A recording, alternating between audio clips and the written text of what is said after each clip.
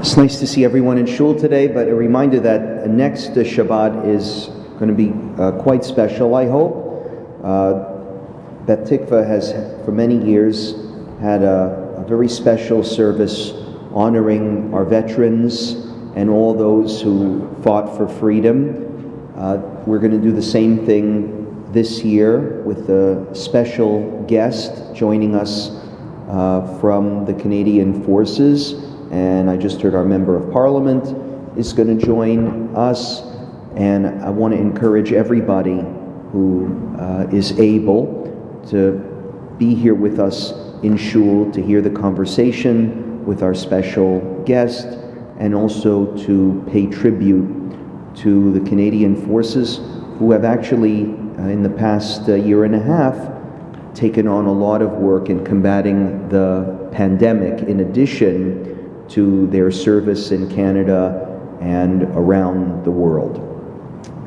This week, I wanted to respond to an article that I found rather startling by New York Post reporter Susie Weiss, who wrote about the growing number of men and women, young men and women, who are deciding not to have children, not just at a certain point in their life, but her story focused on young men and women permanently sterilizing themselves to guarantee that they would never be able to conceive.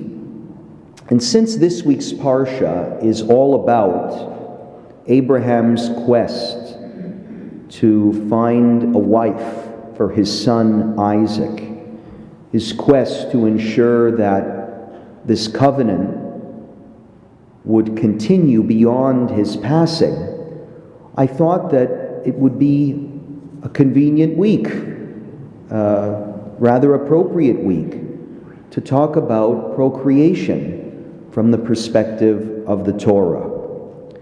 I would encourage everybody to read Susie Weiss's article, because I'm not going to be able, in a short sermon, to detail the dimensions of the article and its complexity. It is a complex issue.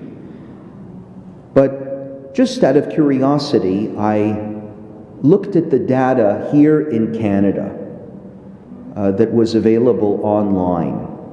And the data in Canada also seems to reveal very startling, worrisome trends when it comes to procreation in Canada.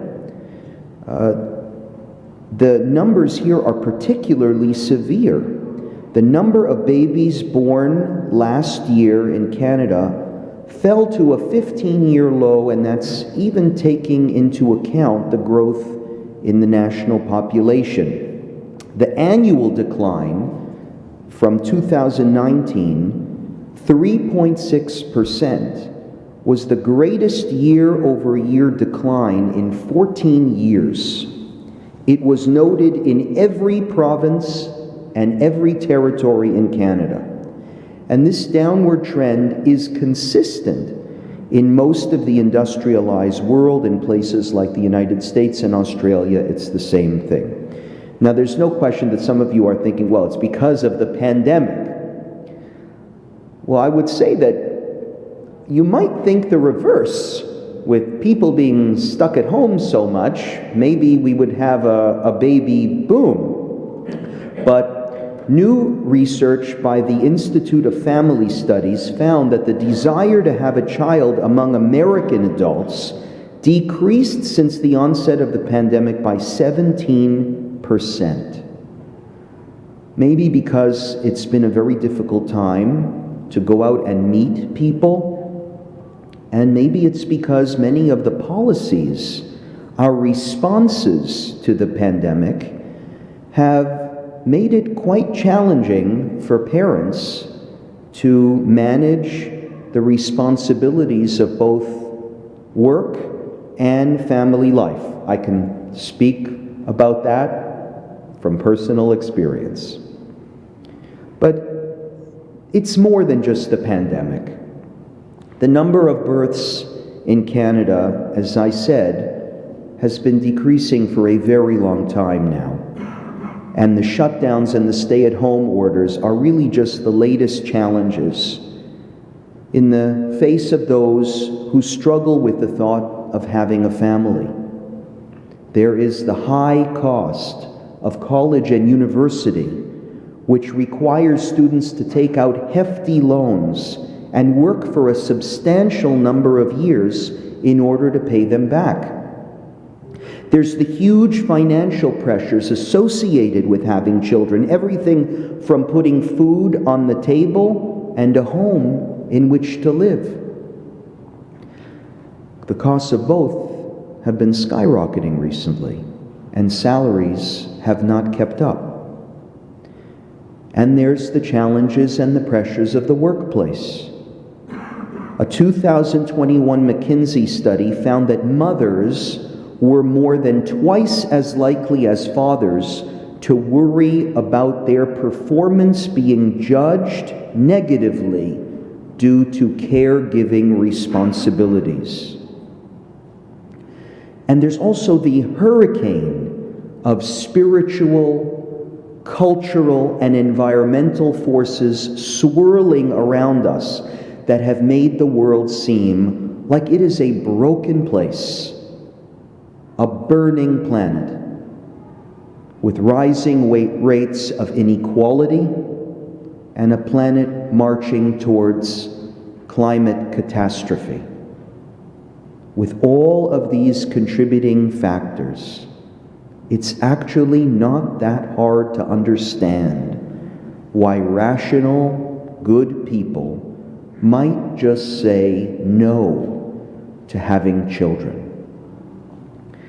For those who are interested in Judaism and Jewish peoplehood, who care about its sustainability, this is a worrisome trend.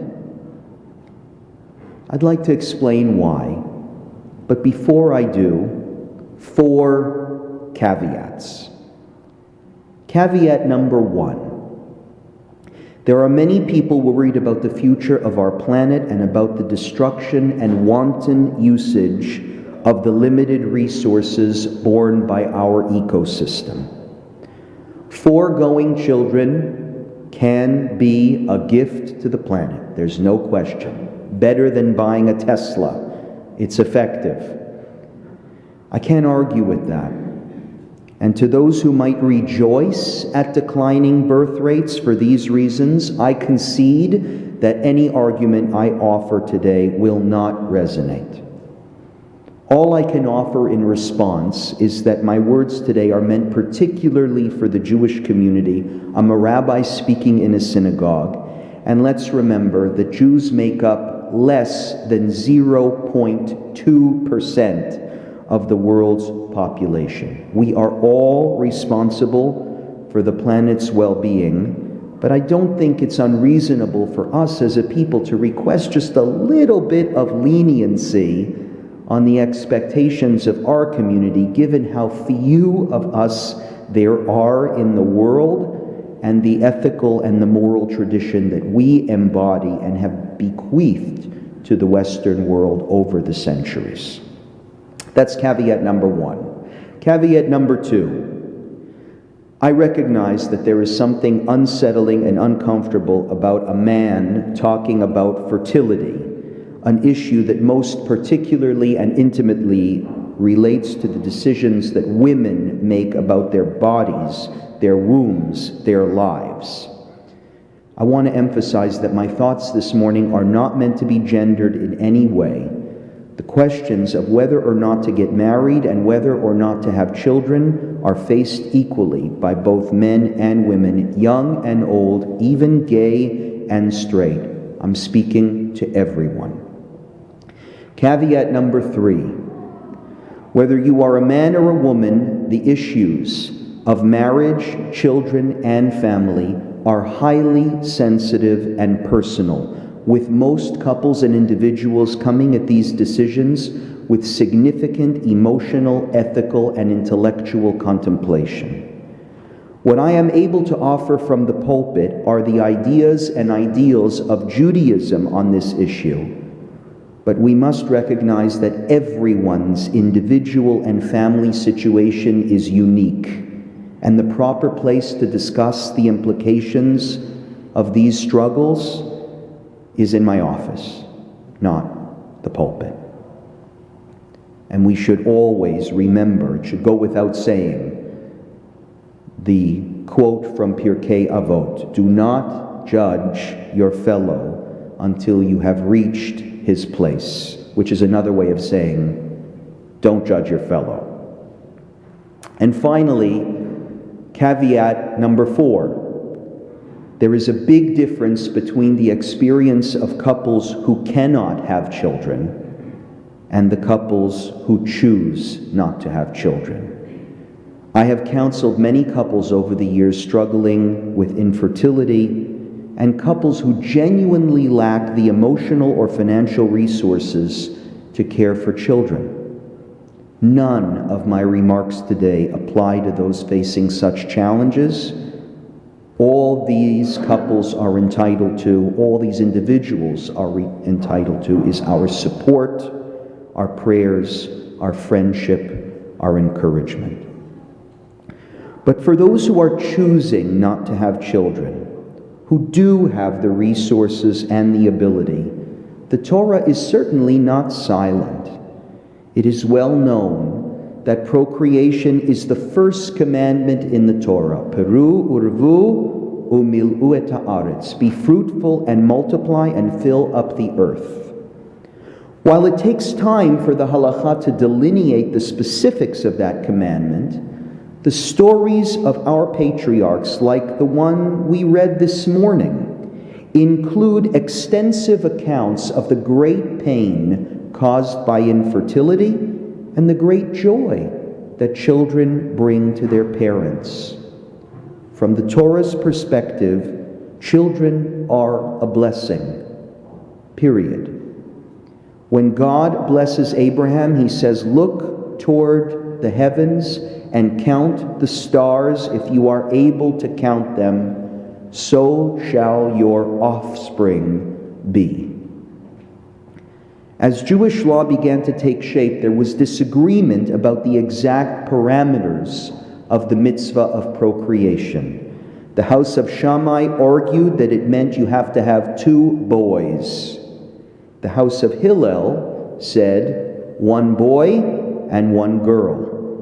In the end, most sources sided with the latter. But although the minimum number of children required to fulfill the mitzvah of procreation is 2, the tradition encourages couples to have larger numbers.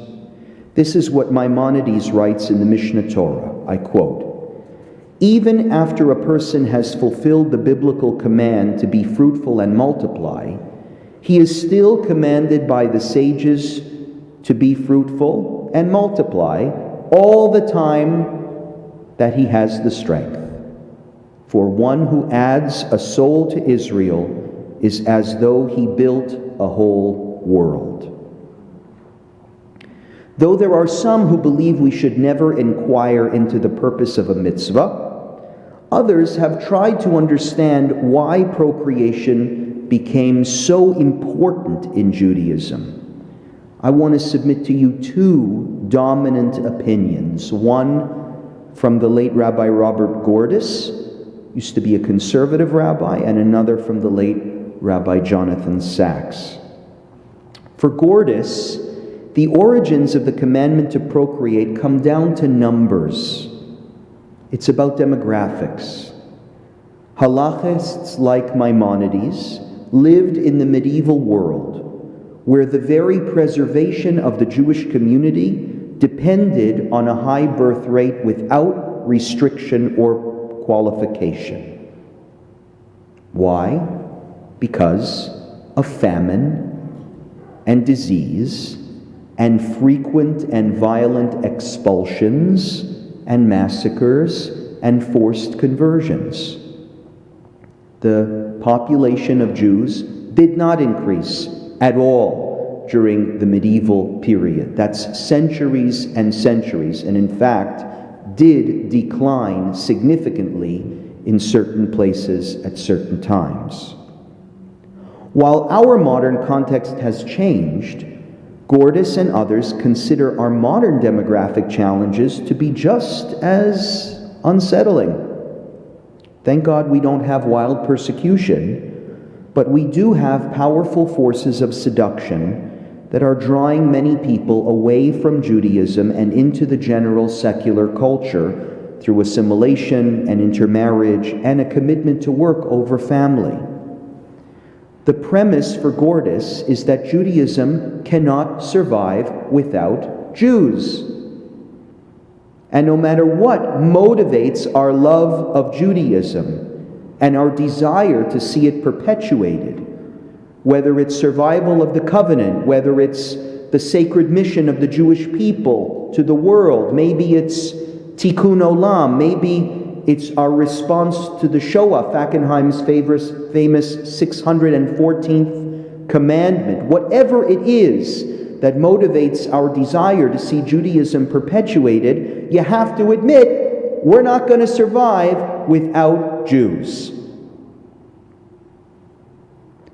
The late Rabbi Jonathan Sacks, whose yahrzeit was observed just a few days ago, had a very different point of view. For him, the Mitzvah of Procreation is not about demography. It is about ethics. Interesting. But he develops this idea in an early work of his called Tradition in an Untraditional Age. And this is how he explains the idea. I quote, "In Judaism, the family is the place where the ethical enterprise begins. It is where three great ethical concerns arise: welfare, or the care of dependents; education, or the handing on of accumulated wisdom; and ecology, or concern with the fate of the world after our lifetime." For Sacks, family is not just part of the Jewish ethical landscape, it is its foundation, the place from where it all begins. Moreover, he articulates a strong connection between the way we relate to God and the way we relate to our spouses and our children. I'll quote him again. "It is a fundamental truth about Judaism that holiness is expressed in our most intimate relationships within the family, in the love that is loyal and generous, self-sacrificing and kind, in the sensitivity of marriage partners to one another and their needs, and in our ability to recognize the integrity of otherness that lies at the heart of love." Still nobody like Jonathan Sacks. Nobody as erudite or eloquent. The integrity of otherness that lies at the heart of love. This is why Genesis, the story of our beginnings, begins with the commandment to procreate and continues with narratives like the one we read today, stories of families, marriage partners, parents, children, and siblings. Stories that tap into the deepest emotions of the human heart and that will eventually, as the Torah continues, be expanded to include our responsibilities towards God. I find Rabbi Gordis's argument persuasive. I think it's hard not to, but there is something about Rabbi Sacks's interpretations that resonate with me more, because it's not just about Jews. Sacks's position transcends national, ethnic, and religious boundaries. What he offers is a stern warning for all humanity. when family life is no longer at the center of the human experience, we are more easily led to idolatry, more easily led to decadence, more easily led to indulgence, more easily led to selfishness. The societal consequences of this transformation can be profound, and I think many of us are seeing these unfortunate trends proliferate in the world around us. There is, however, a place in the world today that is bucking the trend. The country with the highest fertility rate in the developed world is Israel.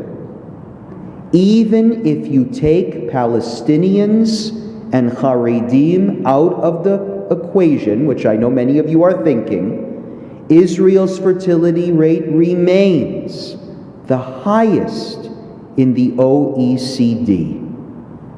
And its fertility rate is not just exceptional because it is high, it's also because its strong pronatalist norms cut across all education classes and all levels of religiosity. Furthermore, its fertility has been increased alongside a rise in the age at which women first give birth, and increasing education levels for women too. If trends continue the way they are, by 2065, Israel will be the most crowded nation on earth. What is Israel's secret? Why keep reproducing in a country so crowded you can't even find a place to fit a pin? It seems to me that it is all about attitude. I don't know any Israelis who would ever speak of children as a curse.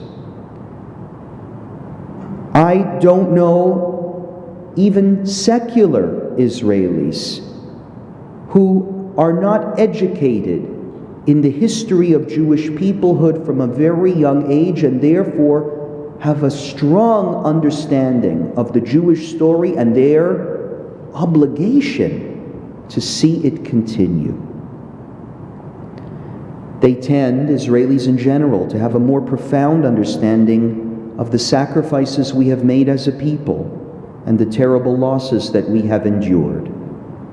Israelis see children as a blessing. You can see it in the embraces of the Sabbas and the Savtas, in the bustling and energetic youth movements, in the playgrounds and athletic facilities, and in the investments Israel makes in its education system, from elementary school all the way up to very affordable post-secondary institutions.